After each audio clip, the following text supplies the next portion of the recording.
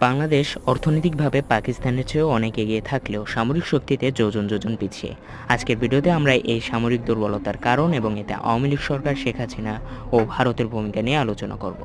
চলুন শুরুতেই আওয়ামী লীগ সরকার ও শেখ হাসিনার ভূমিকা নিয়ে কথা বলা যায়। দীর্ঘদিন ধরে ক্ষমতায় থাকা আওয়ামী লীগ সরকার এবং প্রধানমন্ত্রী শেখ হাসিনার বিরুদ্ধে সামরিক বাহিনী আধুনিকীকরণে ধীরগতির অভিযোগ উঠেছে।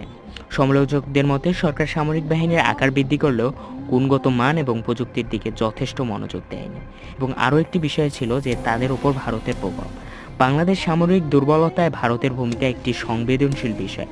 ভারত বাংলাদেশের বৃহত্তম প্রতিবেশী এবং আঞ্চলিক পরাশক্তি, এবং ভারত কখনোই চায় না যেন কোনো প্রতিবেশী দেশ তাদের সাথে টক্কর দিয়ে কথা বলে। সেজন্যই তারা আওয়ামী লীগের সাথে হাত মিলিয়ে বাংলাদেশকে সামরিক শক্তিতে অনেকটা পিছিয়ে দিয়েছে। এই ছিল মূল কারণগুলো। আরও বিশেষ কিছু কারণ রয়েছে, তবে আমরা আশা করি